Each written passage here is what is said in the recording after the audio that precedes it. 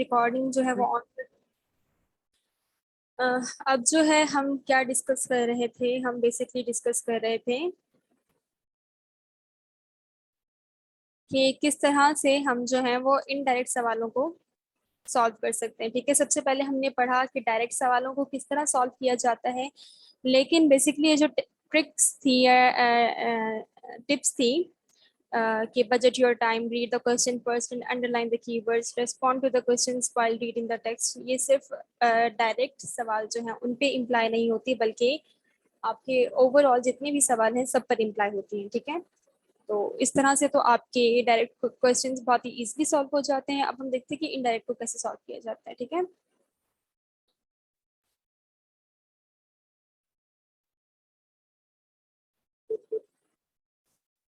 क्या स्क्रीन सबको नजर आ रही है? यस मैम, आ रही है। चलें चलें, ठीक है। अच्छा, अब जो चौथी टिप हमारे पास आ रही है, टेक्निक जिसको हम कह लें वो आ रही है, that is summarise what just you read. हमारे पास अमूमन क्या होता है कि बच्चे जो हैं वो टेक्स्ट को पढ़ते हैं। ठीक है, उन्होंने कोई भी एक रीडिंग पैसेज, रीडिंग पैराग्राफ पढ़ा, अगर कॉपी पे पढ़ते हैं या फॉर एग्जांपल लैपटॉप पे पढ़ते हैं, तो उसके बाद वो क्या करते हैं कि वो बस कॉपी को या लैपटॉप को बंद करके और रख के चले जाते हैं। ठीक है, अब देखिए कि इससे हमारा रीडिंग कॉम्प्रिहेंशन का मतलब जो है, मकसद जो है वो अचीव नहीं होता। जब भी आप कोई पैसेज पढ़ते हैं रीडिंग, ठीक है, आप कोशिश किया करें, कोशिश नहीं बल्कि ये मस्ट है आपके लिए कि आप उस टेक्स्ट को समराइज करें। ठीक है, आप जो है भले आप उसको जहन में भी समराइज कर सकते हैं या फिर किसी पीस ऑफ पेपर पे भी आप कर सकते हैं, आपकी मर्जी है, जो वे आपको अच्छा लगे आप करें। ठीक है, आप समराइज करें कि ये जो अभी मैंने टेक्स्ट पढ़ा है, तो इस पे ऑथर ने मुझे क्या बात कन्वे करने की कोशिश की है, और इसका मेरा मकसद क्या था कि मैंने जो अपना टाइम लगा के इस टेक्स्ट को पढ़ा है, तो उसके पीछे मकसद क्या था, मुझे क्या चीज सिखाई गई है इस स्टोरी में जो मैंने पढ़ी है, इसमें क्या हुआ, क्या क्या कैरेक्टर्स थे, उनके दरमियान क्या हुआ, क्या सबक दिया गया। आपने उस सब चीज को समराइज करना होता है। समराइज बेसिकली क्या होता है कि आप जो है वो एक कोई भी जो आपके पास रीडिंग होती है आप उसको पढ़ते हैं, और फिर आप उसका वो जो की आइडिया होता है आप वो निकालते हैं। ठीक है, आप उसका निचोड़ निकालते हैं, आप उसका जिस्ट निकालते हैं। तो आपने रीडिंग कॉम्प्रिहेंशन को जब आप प्रैक्टिस करेंगे अब से, तो आपने उसमें भी यही चीज एग्जैक्टली करनी है कि पढ़ने के बाद आपने सोचना है, या फिर आप लिख भी सकते हैं उसको कॉपी में कि इस टेक्स्ट में मुझे क्या चीज समझाई गई है। ठीक है, उसको समराइज करना है। अब समराइज क्यों करना है, इससे आपको क्या फायदा होगा कि देखें, इनडायरेक्ट सवाल जो है ना, जिसमें आपसे पूछा जा सकता है कि थीम बताएं। ठीक है, या फिर आपसे कहा जा सकता है कि टाइटल जो है इसको नेम दे दे पैसेज को, तो आपके सवाल यहाँ पे सॉल्व हो सकते हैं, वो वाले सवाल आपकी समराइजिंग के जरिए सॉल्व हो सकते हैं। ठीक है, आप जितना अच्छे अच्छे से समराइज कर पाएंगे, और देखिए समराइज करना आसान भी नहीं होता, इट इज नॉट इजी। अगर आपके पास एक दफा टेक्स्ट आ गया, ठीक है, तो आपको प्रैक्टिस करनी पड़ती है चीजों को समराइज करने के लिए। मतलब आपको जो है वो कनेक्शंस बनाने होते हैं, और फिर इस तरह से आपको उसमें उन कनेक्शन बनाने में आपको डेवलप करना पड़ता है अपने आप को। इट इज़ नॉट लाइक कि अगर मैं जो हूँ वो आज एक टेक्स्ट पढ़ रही हूँ तो मैं उसको बहुत ही इजीली समराइज कर दूँ, नहीं, मुझे सोचना पड़ेगा कि इसमें ये चीज़ें हुई थी। फिर जब मैं इसको रोज समराइज करने की आदत डालूंगी ना पढ़ने के बाद, तो फिर मैं बहुत ही जल्दी इजीली जो है वो आइडियाज निकाल पाऊंगी कि हाँ, ये जो मैंने रीडिंग पढ़ी है इस पे ये आइडिया दिया गया है, ये उसमें सब्जेक्ट था, ये चीज सिखाई गई है। फिर जो है वो मैं बहुत ही एक्सेल हो जाऊंगी समराइज करने में, और मुझे बहुत कम टाइम लगेगा। जो आपके इनडायरेक्ट सवाल होते हैं वो बेसिकली आपका बहुत टाइम लेते हैं। ठीक है, क्यों? क्योंकि वो आपकी पूरी अंडरस्टैंडिंग पर बेस्ड होते हैं। ठीक है, और उनका जवाब ना ही आपके टेक्स्ट में दिया गया होता है। तो जब आप समराइज करने की आदत डालेंगे ना, तो इससे आपकी इनडायरेक्ट सवाल हल हो जाएंगे। आप टाइटल जो है वो इजीली दे पाएंगे, आप थीम्स जो है वो पैसेजेस की वो कंस्ट्रक्ट कर पाएंगे। उसके अलावा अगर आपको फॉर एग्जांपल कहा गया है कि ये फ्रेज है, ये टर्म है, ठीक है, ये आपके पैसेज के इस जुमले में या इस पैराग्राफ में इस्तेमाल हो रही है, बताएं इसका मतलब क्या है, तो उसको आप किस तरह से सॉल्व कर सकते हैं। आप देखेंगे, आप जाएंगे उस लाइन में, उस फ्रेज में, उस फ्रेज को पढ़ेंगे, उस जुमले को पढ़ेंगे, और आप ये देखेंगे कि उस फ्रेज का इस्तेमाल उस जुमले में किस तरह से किया गया है। ठीक है, आपने ये चीज देखनी है कि वो जो फ्रेज मुझसे पूछा गया है, जिसका मतलब मुझसे पूछा गया है, आपने देखना है कि इसका इस्तेमाल इस जुमले में किस तरह से हुआ है और उसके इस्तेमाल करने से जुमला मुझे क्या मीनिंग दे रहा है। ठीक है। और फिर इस हिसाब से जो आपको सबसे ज्यादा रेलेवेंट आंसर लगेगा, ठीक है, एमसीक्यूज के ऑप्शंस में आपने उसको चूज कर देना है। इसी तरह जब अगर आपके पास सिनोनिम एंटोनिम्स वाले सवाल आ जाएंगे जहाँ पे आपको पूछा जाएगा कि सेम वर्ड्स आप दें, आप अपोजिट वर्ड्स दें, ये लफ्ज जो है वो इस्तेमाल हुआ है, आप बताएं इसका अपोजिट वर्ड क्या है, आप बताएं इसका सेम वर्ड क्या है, तो उसको भी आप अपनी वोकेबलरी जब तक आपके पास अच्छी नहीं होगी आप उसको सॉल्व नहीं कर पाएंगे। तो ये जरूरी है कि आप अपनी वोकेबलरी को भी इनहेंस करें, साथ साथ में ये जितनी भी टिप्स एंड ट्रिक्स आपको दी गई हैं उन सबको आप फॉलो करिए while attempting your reading comprehension. ठीक है, let me C chat.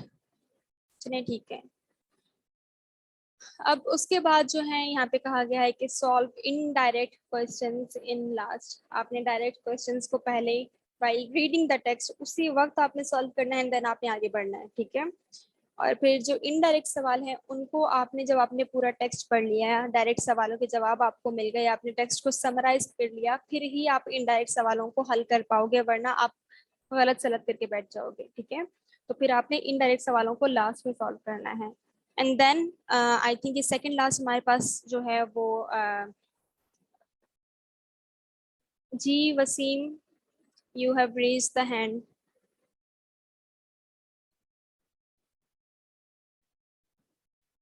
Wasim, do you want to say something?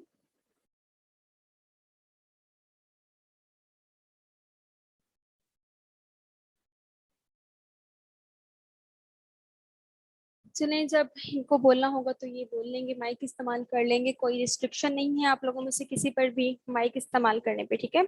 अच्छा, तो इसके बाद हमारे पास आ जाती है स्किम एंड स्कैनिंग की techniques. Scheme and scanning basically किस किस को पता है क्या क्या क्या होता है scheme and scan?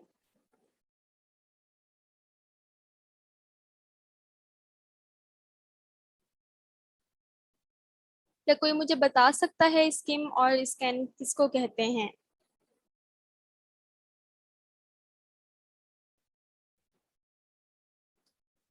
No any response? चले मैं आपको बताती हूँ। स्किम जो होती है ना, ये बहुत ही वाइडली यूज टेक्निक है जो कि हम रीडिंग में इस्तेमाल करते हैं। Skim basically means to read the surface of a text quickly to understand its overall message. ठीक है। इसमें आप क्या करते हो, अपना वो जो आपको टेक्स्ट दिया गया होता है, आपको पैराग्राफ दिया गया होता है, उसको आप बस उसका ऊपरी हिस्सा आप पढ़ते हो, आप उसको ऊपर ऊपर से पढ़ते हो। ठीक है।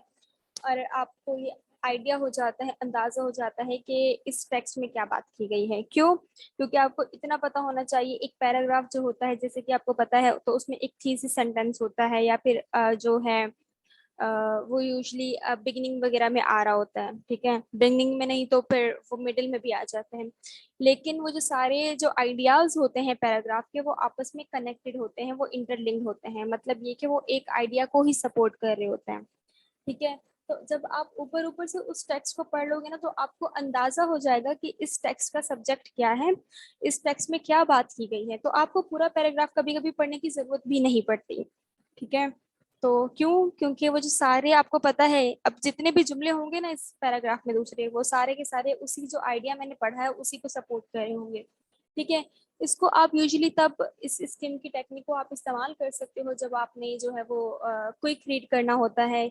लेकिन आई वुड सजेस्ट कि इस टेक्निक को आप अपनी जो रीडिंग कॉम्प्रिहेंशन, जो कॉम्पिटिटिव एग्जाम होगा उस पैसेज में आप एटलीस्ट स्किमिंग की टेक्निक से को जो है ना वो फिलहाल यूज मत कीजिएगा। लेकिन it is a very widely used quick reading comprehension technique. ठीक है। और ये भी आप लोगों के जहन में होनी चाहिए।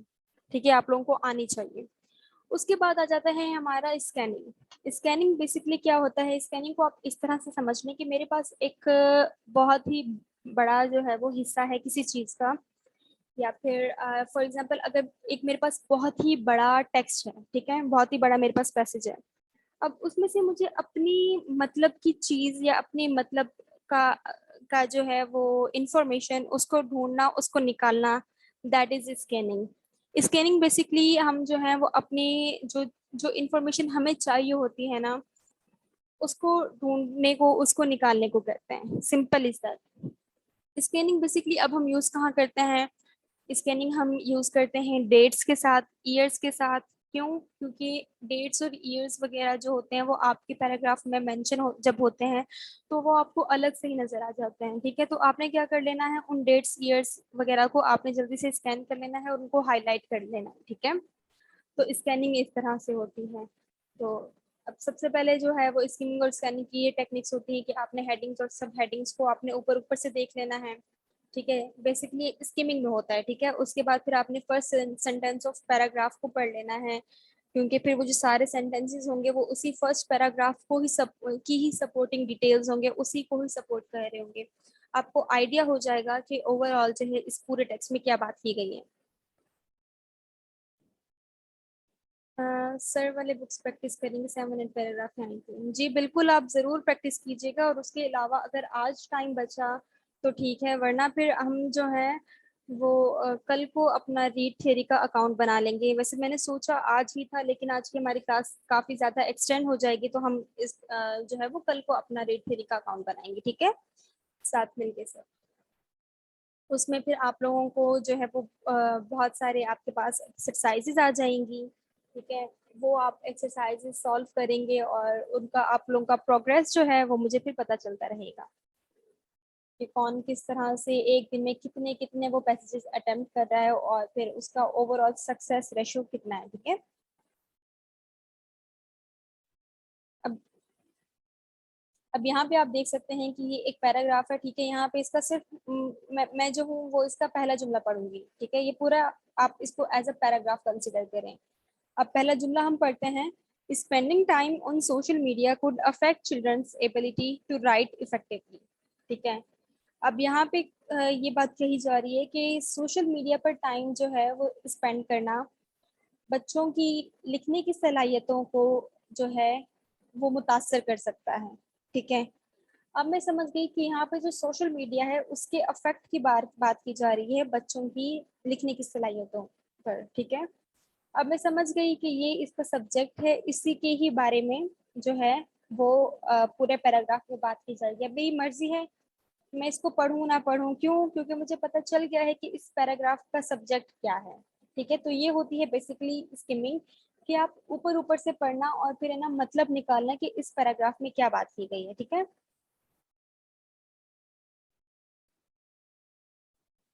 मैम यहाँ खुद की जगह कैन आ सकता है ना? कहाँ? जी बच्चे कैन आ सकता है, लेकिन अभी हम जो हैं वो वर्ब्स नहीं कर रहे, हम जो हैं वो रीडिंग कॉम्प्रिहेंशन कर रहे हैं। तो आई वांट यू ऑल कि आप एट दिस पर्टिकुलर मोमेंट उसी से ही कनेक्टेड रहें, क्योंकि फिर मैं भी थोड़ा सा डिस्ट्रैक्ट हो जाती हूँ। ठीक है, आप बिल्कुल ठीक हैं, खुद खुद की जगह कैन भी आ सकता है। ठीक है, आप बिल्कुल ठीक है।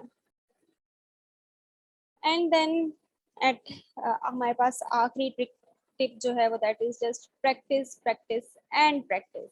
ठीक है, मैं आप लोगों को जितनी भी टिप्स बता दूं, मैं आपको जितनी भी ट्रिक्स बता दूं, they want work until and unless you practice yourself। ठीक है, मैं आप लोगों को जितना कुछ भी समझा दूं सिखा दूं कुछ मैटर नहीं करता जब तक आप खुद जो है वो प्रैक्टिकली उस चीज़ों को जो है वो प्रैक्टिस ना करें। तो इट इज़ वेरी नेसेसरी कि आप लोग जो है वो प्रैक्टिस शुरू करें रीडिंग कॉम्प्रिहेंशन की, बल्कि आज से ही करें। सरासित ने ऑलरेडी ही आपसे बुक शेयर की हुई है। ठीक है, तो आप जो है वो आज आप कोशिश करें कि आप उसी बुक से अपने रीडिंग कॉम्प्रिहेंशन के पैसेजेस को सॉल्व करना शुरू करें। और रीड थ्योरी का अकाउंट जो है वो मैंने यहाँ पे रखा भी हुआ है आप उनके लिए क्लास कोड। तो इंशाल्लाह इंशाल्लाह आज टाइम नहीं बचा, आज का सेशन जो है वो हम यहाँ पे कंक्लूड करते हैं। आज टाइम नहीं बचा तो हम इंशाल्लाह कल को अपना रीड थ्योरी का अकाउंट भी बना लेंगे। ठीक है, आपके साथ क्लास का कोड भी शेयर कर दिया जाएगा, आपको सिखा दिया जाएगा कि किस तरह से हम अकाउंट को बना सकते हैं, और फिर वहाँ पे आप जाके अपनी रीडिंग कॉम्प्रिहेंशन के पैसेजेस को आप अटेम्प्ट कर सकते हैं। ठीक है,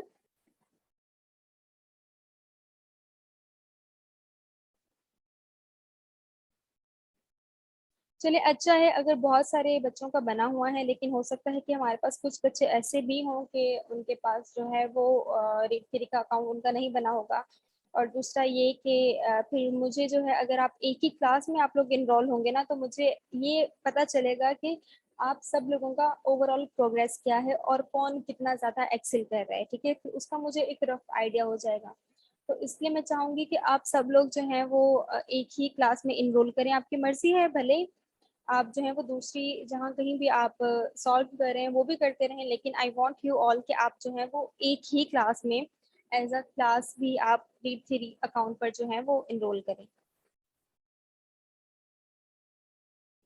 जी कोई इशू नहीं है, दोबारा बना लें। ठीक है, सो दैट्स इट।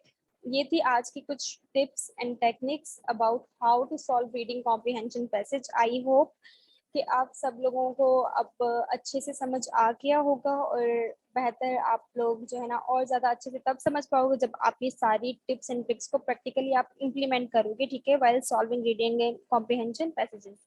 ठीक है, तब आपके सारी कंफ्यूजन और ये सब कुछ दूर हो जाएंगी। उसके अलावा जो है वो आपके पास रिकॉर्डिंग ऑलरेडी मौजूद होगी, आप इसको बार बार रेफर कर सकते हैं। ठीक है, तो ये था। अच्छा ये मैम ये था। पीडीएफ जी जी मैम ये पीडीएफ आप ग्रुप में शेयर कर दीजिएगा।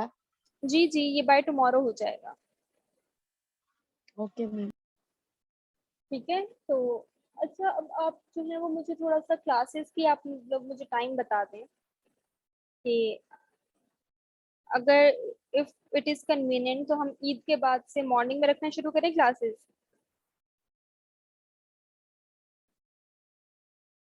Yes yes ma'am. मैम, ठीक है ठीक है। मॉर्निंग में किस टाइम आप बता दें। मैम मैम 11 से 9 12। से 11 से 12 भी ठीक है। 10 से 11। 10 से 11। 10 से 11 भी ठीक है। हाँ ये बेहतर है कि अगर हम 10 से 11 कर लें, क्योंकि ये थोड़ा शाम का टाइम हो जाता है तो हर एक को रिलैक्सेशन चाहिए होती है, और आप लोग तो होते भी घरों में हैं, तो आप लोग के घरों में भी सब लोग अपने काम काज से वापस आ चुके होते हैं, तो घर में ऐसा माहौल भी नहीं होता। चले हम कोशिश करेंगे इस पे जो है ना वो मैं देखूंगी। अ, हम कोशिश करेंगे कि ना ईद के बाद तो I think when we will be getting back, तो after 12, after 12 we will be getting back, right. तो 12 के बाद हो सकता है कि 12 से लेके 16 17 तक मैं आपकी क्लासेस ना ले पाऊँ, मतलब कि ईद के बाद वाला जो वीक है उसमें शायद मैं आप लोगों की क्लासेस ना ले पाऊँ, लेकिन फिर भी आई ट्राई कि मैं एटलीस्ट 1 या 2 सेशन रख लूँ, क्योंकि ईद के फौरन बाद जो है वो I am having my final exams, और तो उसके लिए फिर मुझे थोड़ा सा टाइम चाहिए, और मेरे लिए शायद थोड़ा सा मुश्किल हो जाएगा मैनेज करना। तो लेकिन वी विल कंपनसेट इट। ठीक है, उसके फौरन बाद ही होपफुली 17 के फौरन बाद ही हम लोग कंजिक्यूटिव डेज में अपने क्लासेस रख लेंगे, और आप लोगों का कोर्स कवर हो जाएगा। ठीक है, बाय 25 आई ट्राई के ना हर रोज क्लास आपकी ली जाए, और आप लोगों का जो कोर्स है वो पूरा करवा दिया जाए। Is it okay? Okay ma'am. चलिए ठीक है। मैम ये वीक भी पूरा वीक आप क्लासेस लेंगी? नहीं बच्चे, मंडे ट्यूसडे और वेडनेसडे 3 दिन। ठीक है ठीक है। ठीक है, मैम कल की टाइमिंग कल सेम की ही है। टाइम कल की टाइमिंग अब मुझे आप बताएं, क्योंकि फिर मैं चाह रही थी कि अगर 6 to 7 भी हो रहा है ना तो ये भी बेहतर है, लेकिन फिर आई मैम थिंक 6 to 7। जी जी मैम 6 to 7 ठीक है। कुछ लोगों के साथ थोड़ी इसे ज्वाइनिंग इशू है। फिर आई थिंक मुस्कान जो है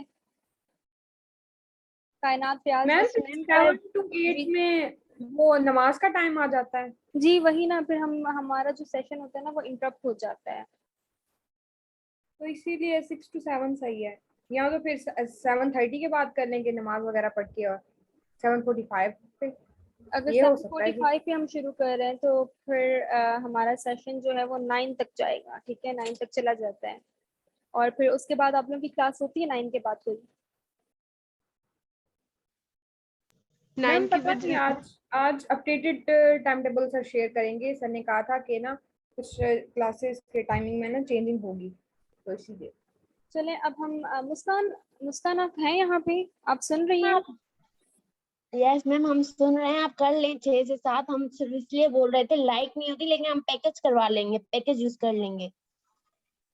नहीं नहीं, चले फिर आप ऐसे ना करें, हम नहीं जो मैम, वैसे भी हमारा हम पैकेज यूज करते हैं जब लाइट नहीं होती, तो हम करवा लेंगे। तो आप 6 से 7 रख लें। नो पक्का प्रॉब्लम मैम। आपके लिए कोई इशू यस तो मैम, नहीं नो होगा? प्रॉब्लम। चले नहीं फिर मैम, हम, कोई इशू नहीं होगा। हम पैकेज यूज कर लेंगे, पैकेज तो चलता है वैसे भी। चले thank you Muskan, thank you so much. सिर्फ एक यही मुस्कान की तरफ से ही इशू आ रहा था, अब ये भी रिजॉल्व हो चुका है, तो होपफुली हम कोशिश करेंगे कि कल को अब 6 to 7 रख लें अपना सेशन, ठीक है? यस मैम, रख लें आप कल। यस मैम, ठीक है। ठीक है, अब हम जो है वो कल और परसों हमारा session hopefully that will be timed at 6 to 7 PM in the evening, right? Yes, ma'am. Okay, I'll be sharing link with you all. So that's all for today. ठीक है, और किसी का कोई भी क्वेश्चन हो, कोई भी क्वेरी हो, ठीक है, सबसे पहले आपके पास ऑलरेडी ये मौजूद होंगी, आप यहाँ पे भी रेफर कर सकते हैं, उसके बाद you can refer to in group as well. और जो है कोई भी जो कल का टॉपिक क्या है, कल का टॉपिक हम बच्चे सिनोनिम एंटोनिम्स जो हैं वो करेंगे, ठीक है, क्योंकि वो इससे बहुत ज्यादा लिंक्ड होते हैं, ठीक है, तो सही है। So that's Okay, it. ma'am. Let's conclude it right over here and ठीक है,